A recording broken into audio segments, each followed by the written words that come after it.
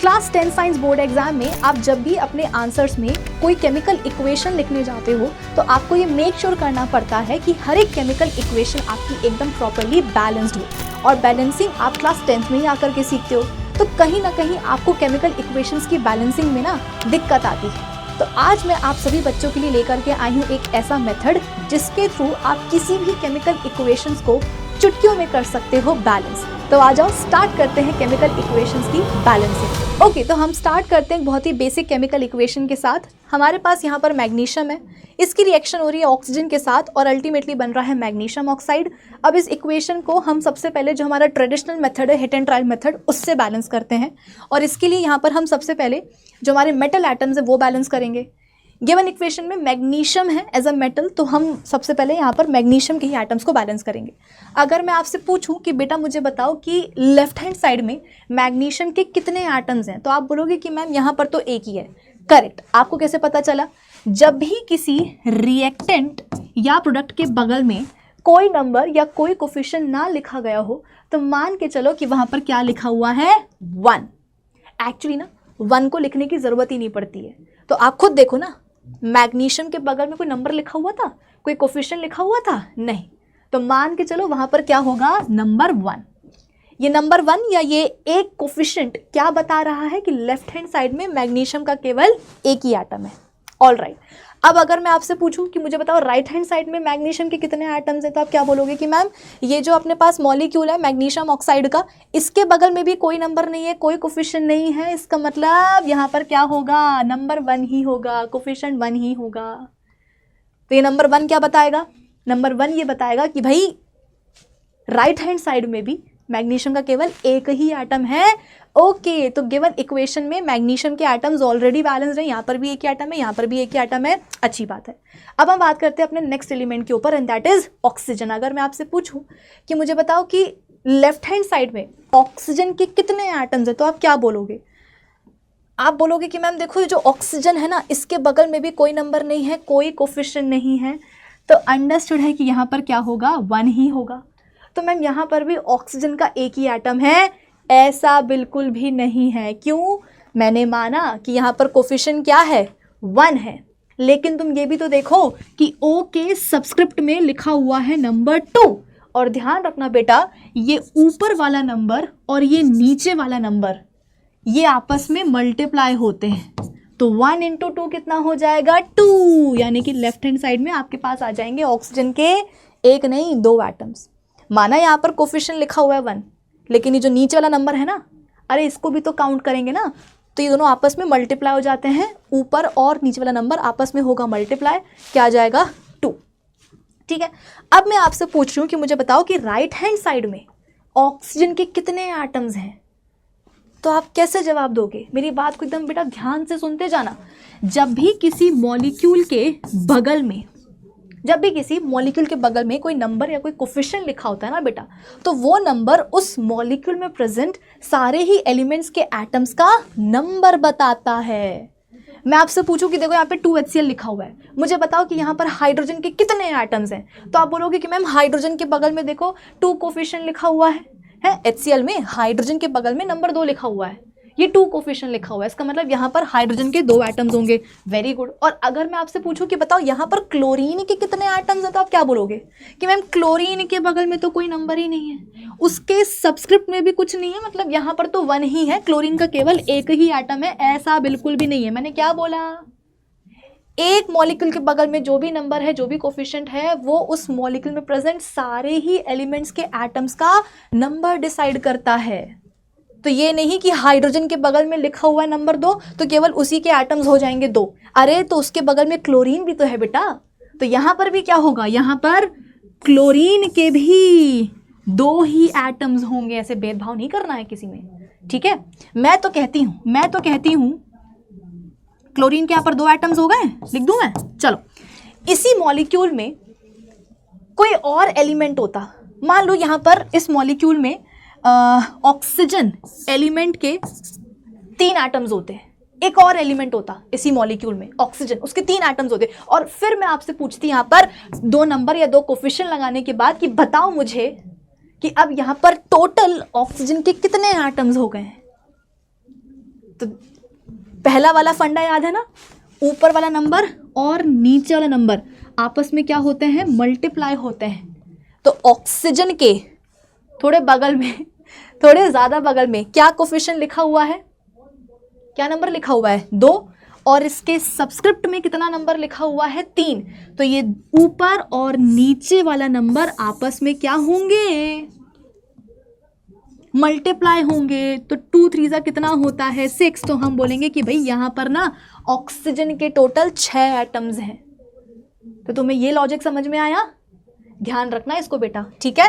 चाहे तुम इक्वेशन को बैलेंस करने का कोई भी मेथड चूज करो, ये फंडा तुम्हें हमेशा क्लियर होना चाहिए, तभी तुम एटम्स सही तरीके से काउंट कर पाओगे। ऑल राइट, अब वापस आते हैं बेटा अपनी इक्वेशन के ऊपर। यहाँ पर सवाल मेरा ये था कि राइट हैंड साइड में बताओ ऑक्सीजन के कितने एटम्स हैं। तो आप बोलोगे कि मैम यहाँ पर कोई नंबर नहीं है, मतलब 1 नंबर है। ये 1 कोफिशिएंट क्या बता रहा है कि मैग्नीशियम का 1 एटम है और ऑक्सीजन का भी यहाँ पर 1 ही एटम है। तो भैया ये तो गड़बड़ हो गई ना, ये तो गड़बड़ हो गई। क्यों गड़बड़ हो गई, क्योंकि लेफ्ट हैंड साइड में 2 एटम्स हैं ऑक्सीजन के और राइट हैंड साइड में 1 ही है। तो जहाँ कमी होती है नंबर वहीं बढ़ाया जाता है एटम्स का, है ना, कोफिशिएंट नया वहीं लगाया जाता है जहां पर कमी होती है एटम्स की। तो कमी कहाँ है, राइट हैंड साइड में। तो नया नंबर या नया कोफिशिएंट कहाँ लगाया जाएगा, ऑब्वियसली राइट हैंड साइड में। कैसे लगाएंगे, ये जो 1 कोफिशिएंट है बेटा ये तो किसी काम का नहीं है, इसको हटाओ और इसकी जगह पे नया नंबर नया कोफिशिएंट लगा दो। मान लो हमने लगा दिया नंबर कितना, 2। अब काउंट करो ऑक्सीजन के, देखो यहाँ पर तो ऑलरेडी 2 एटम्स थे और नया कोफिशिएंट नया नंबर लगाने से क्या हुआ है बताओ ना। अब राइट हैंड साइड में भी तो ऑक्सीजन के 2 एटम्स हो गए कि नहीं हो गए। फाइनली इक्वेशन हो गई बैलेंस। नहीं, अभी तो सिर्फ ऑक्सीजन के एटम्स का नंबर बेटा बराबर बराबर हुआ है, नया कोफिशिएंट लगाने के बाद, नया नंबर लगाने के बाद। यहाँ पर भी 2 एटम्स, यहाँ पर भी 2 एटम्स हो गए ऑक्सीजन के। लेकिन ऑक्सीजन को बैलेंस करने के चक्कर में मैग्नीशियम का हो गया अधीन। ना ना ना ना ना, देखो ना ये जो नंबर लगाया है, जो कोफिशिएंट लगाया है, इससे ना सिर्फ ऑक्सीजन के एटम्स का नंबर बढ़ा है राइट हैंड साइड में, बल्कि मैग्नीशियम के एटम्स का भी तो नंबर बढ़ गया ना राइट हैंड साइड में। अब यहाँ पर मैग्नीशियम के 2 एटम्स हो गए, लेकिन लेफ्ट हैंड साइड में तो केवल 1 ही था। तो जहाँ कमी है अब क्या करेंगे, कोफिशिएंट वहाँ लगाएंगे। क्या करेंगे, ये 1 को हटा करके नया नंबर लगाएंगे 2। तो उस हिसाब से अब मैग्नीशियम के भी आप बोल सकते हो कि 2 एटम्स हो गए हैं दोनों जगह, मतलब लेफ्ट हैंड साइड में और राइट हैंड साइड में अब मैग्नीशियम के 2 एटम्स हो गए, ऑक्सीजन की भी 2 हो गए। मतलब अब जाकर के अपनी इक्वेशन हुई है बैलेंस। ठीक है, चलो ये हो गया अपना पुराना method, hit and trial method. अब हम बात करते हैं अपने नए मेथड के ऊपर, कोफिशिएंट मेथड के ऊपर। ये तो हो गई आम जिंदगी, अब हम जीते हैं मेंटोस जिंदगी। मेंटोस जिंदगी जीने के लिए आपको मेरा एक स्टेटमेंट बहुत ही क्लियरली बेटा समझना होगा कि एक नंबर अगर कोफिशिएंट हो सकता है तो एक अल्फ़ाबेट भी कोफिशिएंट हो सकता है। जैसे कि अभी तक हम अपने जो हिट एंड ट्रायल मेथड था उसमें हम क्या कर रहे थे, रिएक्टेंट एंड प्रोडक्ट के बगल में जो भी नंबर हम लगा रहे थे, है ना, रिएक्टेंट या प्रोडक्ट है, उसके बगल में जो भी हम नंबर लगा रहे थे, इन नंबरों को हम कोफिशिएंट बोल रहे थे।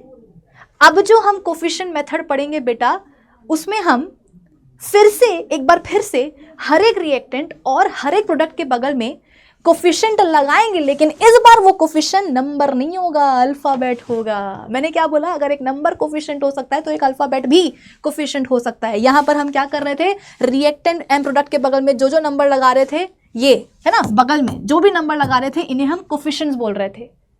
कोफिशिएंट मेथड में भी हम हर एक रिएक्टेंट और हर एक प्रोडक्ट के बगल में कोफिशिएंट लगाएंगे, लेकिन वो नंबर नहीं होगा, वो अल्फ़ाबेट होगा, ABCD करके देखें।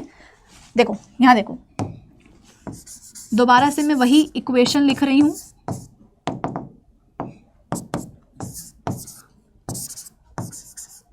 और अब हम क्या करेंगे, हर एक रिएक्टेंट और प्रोडक्ट के बगल में कोफिशिएंट लगाएंगे, लेकिन वो कोफिशिएंट नंबर नहीं होगा, अल्फ़ाबेट होगा। कौन सा अल्फ़ाबेट, ABCD सबको आती है ना, तो वही यूज़ कर लेंगे। और क्या, A, B और C। जैसे हम नंबर लगाते हैं बेटा, वैसे हमने क्या लगा दिए, अल्फ़ाबेट्स लगा दिए। और इन्हीं को हमने क्या बोल दिया, कोफिशिएंट्स। ठीक है, तो कोफिशिएंट लगाने के बाद, ये अल्फाबेट्स लगाने के बाद अब हम क्या करेंगे, सारे ही एलिमेंट्स के एटम्स का नंबर काउंट करेंगे। स्टार्ट हम करेंगे मैग्नीशियम के साथ। अगर मैं आपसे पूछूं कि बेटा मुझे बताओ कि मैग्नीशियम के कितने एटम्स हैं लेफ्ट हैंड साइड में, अगर मैं आपसे पूछूं कि बताओ मुझे कोफिशिएंट लगाने के बाद, अल्फाबेट्स लगाने के बाद कि कितने एटम्स हैं मैग्नीशियम के लेफ्ट हैंड साइड में, तो आप बोलोगे कि मैम यहाँ पर अगर ए नहीं होता, यहाँ पर अगर ए नहीं होता, कोई नंबर होता, सपोज अगर 1 होता, 1 नहीं तो चलो मान लेते हैं कि 2 होता, तो हम बुलंदी से बोलते कि लेफ्ट हैंड साइड में मैग्नीशियम के 2 एटम्स हैं, है ना। आपका रिएक्शन मतलब मुझे पता है कि यही होगा कि मैम अगर यहाँ पर अल्फाबेट ना हो करके, ए ना हो करके नंबर 2 होता तो हम बोलते हैं मैग्नीशियम के 2 एटम्स है। अगर 3 होता तो हम बोलते कि लेफ्ट हैंड साइड में मैग्नीशियम के 3 एटम्स हैं। लेकिन मैम यहाँ पर तो आपने गड़बड़ कर दी, यहाँ पे तो आपने अल्फाबेट लगा दिया। अरे कोई बात नहीं, जो है वही बोल दो, जो लिखा हुआ है वही बोल दो भाई। अगर 2 लिखा होता तो तुम बोलते मैग्नीशियम के 2 एटम्स हैं। ए लिखा हुआ है तो ये बोल दो ना कि मैग्नीशियम के ए एटम्स हैं। क्या जाता है तुम्हारा बोलने में भाई, देख के ही तो बोलना है। बताओ कितने एटम्स हैं मैग्नीशियम के लेफ्ट हैंड साइड में, तो क्या बोलोगे मैम कोफिशिएंट ए है, यानी कि ए एटम्स हैं मैग्नीशियम के लेफ्ट हैंड साइड में। तो यहाँ पे लिख दो ए एटम, जो कि बराबर होना चाहिए मैग्नीशियम के एटम्स के on the right hand side. बताओ मुझे जरा कि राइट हैंड साइड में मैग्नीशियम के कितने एटम्स हैं, तो आप बोलते कि मैम यहाँ पर तो सी लिखा हुआ है। अगर ये सी ना लिखा होता, अगर इसकी जगह पे 2 लिखा होता, तो हम बोलते, ठोक के बोलते कि भैया मैग्नीशियम के यहाँ पर 2 एटम्स हैं। लेकिन मैम यहाँ पर तो सी लिखा हुआ है। अरे तो कोई बात नहीं भैया, जो लिखा हुआ है वही बोल दो। सी लिखा हुआ है, इसका मतलब राइट हैंड साइड में मैग्नीशियम के सी एटम्स हैं, तो यहाँ पे लिख दो सी है, यहाँ पर लिख दो सी। ये बन गई तुम्हारी पहली इक्वेशन। थोड़ी सी मैथ्स लगेगी यहाँ पर, आनंद सर का आशीर्वाद लगेगा यहाँ पर, हम पे लेके आई हूँ मैं, तुम्हें भी मिल जाएगा। ठीक है, तो यहाँ पर देखो ध्यान से, मैग्नीशियम का ए एटम यहाँ है लेफ्ट हैंड साइड में, जो कि बराबर होना चाहिए मैग्नीशियम के एटम्स की on the right hand side. कितने एटम्स हैं मैग्नीशियम के on the right hand side, C लिखा हुआ है तो लिख दो सी एटम्स। ये बन गई तुम्हारी पहली इक्वेशन। अब हम बनाएंगे दूसरी इक्वेशन। कैसे, अब हम ऑक्सीजन के एटम्स का नंबर काउंट करेंगे। मुझे बताओ बेटा कि लेफ्ट हैंड साइड में ऑक्सीजन के कितने एटम्स हैं, कितने एटम्स है, तो तुम बोलोगे कि मैम यहाँ पे वही दिक्कत हो गई मैम, बी लिखा हुआ है। अगर कोई नंबर लिखा होता, माना कि अगर एक नंबर कोफिशिएंट हो सकता है तो एक अल्फाबेट भी कोफिशिएंट हो सकता है, लेकिन मैम अगर यहाँ पर कोई नंबर लिखा होता ना, मान लो कि यहाँ पर नंबर 3 लिखा होता, तो हम बढ़िया तरीके से बोलते कि यहाँ पर ऑक्सीजन के 3 एटम्स है। बेटा जवाब तो तुम्हारा तब भी गलत होता। मैंने क्या समझाया था ऊपर, क्या समझाया था कि ऊपर और नीचे वाला नंबर आपस में मल्टीप्लाई होते हैं। तो अगर यहाँ पर नंबर 3 लिखा होता ना, तो तुम क्या करते, उसको 2 से मल्टीप्लाई करते, 3 2 6, तुम बोलते यहाँ पर भैया 6 एटम्स हैं ऑक्सीजन के। लेकिन तुम अभी ऐसा नहीं बोल सकते। क्यों नहीं बोल सकते, क्योंकि यहाँ पर नंबर है ही नहीं, यहाँ पर तो अल्फाबेट है कोफिशिएंट के नाम पर। तो कोई बात नहीं ना, जो है अरे वही बोलो ना। क्या लिखा हुआ है, बी लिखा हुआ है कोफिशिएंट, तो बोलो ना। और क्या बोलोगे, बी एटम्स है? नहीं, मैंने क्या बोला, मैंने क्या बोला कि ऊपर और नीचे वाले नंबर आपस में मल्टीप्लाई होते हैं। तो माना यहां पर नंबर नहीं है, बी है, तो बेटा इस बी को भी तो 2 से मल्टीप्लाई करो। ये मना नहीं करेगा कि अरे मुझे मल्टीप्लाई नहीं होना है, ये मना नहीं करेगा। जो लिखा हुआ है वो बोलो, उसको मल्टीप्लाई करो।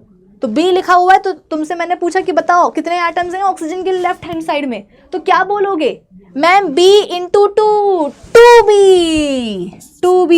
जो कि बराबर होना चाहिए ऑक्सीजन के एटम्स के on the right hand side. बताओ कितने एटम्स हैं ऑक्सीजन के राइट हैंड साइड में। आप बोलोगे कि मैम नंबर नहीं है, सी है। कोई बात नहीं, जो लिखा है वही बोलो ना कि मैम सी एटम्स होंगे ऑक्सीजन के राइट हैंड साइड में। बिल्कुल, इज इक्वल्स टू सी। ये बन गई तुम्हारी सेकेंड इक्वेशन। 2 बन गई इक्वेशन। अब एक काम करो, तुम्हारे पास 3 कोफिशिएंट्स हैं ए बी सी, इन तीनों में से वो कोफिशिएंट चूज करो जो सारी इक्वेशन में आ रहा हो, दोनों इक्वेशन में आ रहा हो। ए देखो, ए केवल ऊपर वाली इक्वेशन में आ रहा है फर्स्ट इक्वेशन में, बी केवल सेकंड वाली इक्वेशन में आ रहा है। जो सी कोफिशिएंट है देखो, सी जो है वो दोनों में आ रहा है। तो जो ज्यादा इक्वेशंस में आ रहा है या सारी इक्वेशंस में आ रहा है, उस कोफिशिएंट को पकड़ो और उसकी वैल्यू उठा करके रख दो 1। तो C दोनों में आ रहा है, तो लेट C की वैल्यू क्या हो गई, 1 हो गई। अब अगर C की वैल्यू 1 है तो तुम क्या कर सकते हो, A और B की भी निकाल सकते हो वैल्यूज। कैसे, दोनों इक्वेशन में जहां जहां C है वहां वहां 1 रख दो। तो A is equals to C और C की वैल्यू हमने क्या मानी है, 1 मानी है। तो इस इक्वेशन में अगर तुम C की वैल्यू रख दोगे कितनी, 1, तो A की वैल्यू कितनी आ जाएगी, 1 आ जाएगी कि नहीं आ जाएगी। बस 2B is equals to C। इस इक्वेशन में भी क्या करो, C की वैल्यू रख दो 1, तो क्या होगा, B इज इक्वल्स टू 1/2। देखो B की भी वैल्यू आ गई। अरे देखो B की भी वैल्यू आ गई, कितनी आ गई, 1/2 आ गई, 1/2। बहुत बढ़िया। तो तुम्हारे पास सारे तीनों मतलब तीनों कोफिशिएंट्स की देखो बेटा वैल्यू आ गई है, तीनों की वैल्यू आ गई है। A की आ गई है 1, B की आ गई है 1/2 और C की आ गई है 1। अब क्या करेंगे, ये हटाओ ABCD है, बड़े हो गए ना अब अपन लोग, हटाओ ABCD। अब इनकी जगह पे इनकी रिस्पेक्टिव वैल्यूज लिख दो। A की जगह पे क्या लिखेंगे, 1, B की जगह पे क्या लिखेंगे, 1/2 और C की जगह पे क्या लिखेंगे, 1। तो अब ठीक है, घबरा रहे थे, परेशान हो रहे थे कि मैम ये क्या अल्फाबेट चल रहे हैं, ये क्या अल्फाबेट चल रहे हैं। लो हटा दिए अल्फाबेट लगाए, हर एक एलिमेंट के एटम्स का नंबर हमने काउंट किया, इक्वेशन बनाई, दोनों तीनों इक्वेशन में से वो कोफिशिएंट चूज किया जो कि सारी या मैक्सिमम इक्वेशंस में आ रहा हो, उसकी वैल्यू उठा करके 1 मान ली और फिर जहां जहां इक्वेशन में वो कोफिशिएंट आ रहा था उसकी रिस्पेक्टिव वैल्यू रख करके हमने क्या करा, बाकी सारे कोफिशिएंट्स की भी हमने वैल्यूज निकाल ली और अब हमने क्या करा, सारे अल्फाबेट्स को उठा करके उनकी रिस्पेक्टिव वैल्यू लिख दी। तो हो गई ना इक्वेशन बैलेंस्ड। आप बोलोगे कि मैम मजे नहीं आ रही है, क्यों, क्योंकि मैम ये जो है ना, ये 1/2 ये जो फ्रैक्शन में आ रहा है ना, ये मतलब डिस्टर्ब कर रहा है। कोई दिक्कत की बात नहीं है, फ्रैक्शन ही तो है, हटा देते हैं उसको। कैसे हटाएंगे, तो बेटा पूरी इक्वेशन को तुम मल्टीप्लाई कर दो 2 से। भाई A कोफिशिएंट की वैल्यू आ गई 1, B की 1/2, C की 1, लेकिन ये जो 1/2 का 2 है ये दिमाग खराब कर रहा है। तो एक काम करो, इसको हटाने के लिए क्या करो, भाई डिनोमिनेटर में तुम देख लो कि नंबर क्या है, 2 नंबर है ना, तो पूरी इक्वेशन को सेम नंबर से मल्टीप्लाई कर दो। अब ये जो 2 नंबर है बेटा, ये केवल इससे मल्टीप्लाई नहीं होगा, है ना, केवल B से मल्टीप्लाई नहीं होगा, B कोफिशिएंट की वैल्यू से, ये A और C इन दोनों कोफिशिएंट्स की भी वैल्यू से मल्टीप्लाई होगा। मैं क्या बोल रही हूँ, पूरी इक्वेशन को मतलब उठा करके मल्टीप्लाई करना है। तो 1 × 2 कितना हो जाएगा, 2। 1/2 × 2 कितना होता है, 1/2 × 2 कितना होता है, 2 से 2 कट जाएगा, बचेगा कितना, 1, और 1 × 2 कितना होता है, 2। तो फाइनली तुम्हारे कोफिशिएंट्स क्या क्या आ गए हैं, क्या क्या आ गए तुम्हारे कोफिशिएंट्स फाइनली, 2, 1 एंड 2। और यही तो आए थे अपने हिट एंड ट्रायल मेथड से भी, 2, 1 एंड 2। ये है कोफिशिएंट मेथड। पहली बार जब देखते हो, जब पढ़ते हो तो थोड़ा सा दिक्कत देता है और लगता है कि मैम ये तो लंबा मेथड हो गया। लंबा नहीं है, एक बार तुम इस मेथड से इक्वेशंस को बैलेंस करने की प्रैक्टिस कर लोगे तो तुम इससे यूज्ड टू हो जाओगे और तुम्हारी ये प्रैक्टिस में आ जाएगा और फिर तुम्हें ये बिल्कुल भी लंबा नहीं लगेगा, इजी लगने लग जाएगा। और ये मेथड मैं तुम्हें इसलिए सिखा रही हूँ क्योंकि बहुत सारी इक्वेशंस ऐसी होती हैं जिनको कि अगर आप हिट एंड ट्रायल मेथड से बैलेंस करने जाओगे तो अटक जाओगे, फंस जाओगे। लेकिन ये कोफिशिएंट मेथड ऐसा है जिससे कि आप 100% हर एक केमिकल इक्वेशन को, चाहे वो कितनी भी कॉम्प्लेक्स क्यों ना हो, कितनी भी डिफिकल्ट क्यों ना हो, आप उसको बैलेंस कर ले जाओगे। इस बात की गारंटी मैं आपको पहले ही देती हूँ। तो ये कोफिशिएंट मेथड कुछ इस तरीके से हम लगाएंगे। अगर आप इस मेथड के ऊपर कुछ और प्रैक्टिस करना चाहते हो तो इसके लिए मैं बहुत जल्द आपके लिए सेशन लेकर के आऊँगी जहाँ पर हम सिर्फ और सिर्फ केमिकल इक्वेशंस की बैलेंसिंग की प्रैक्टिस करेंगे कोफिशिएंट मेथड के थ्रू। आई होप ये वीडियो आपको अच्छा लगा हो, तो इसको लाइक करिएगा, शेयर करिएगा और चैनल को सब्सक्राइब करते हुए जाइएगा। मिलते हैं अपने अगले वीडियो में। Bye bye guys, see you soon.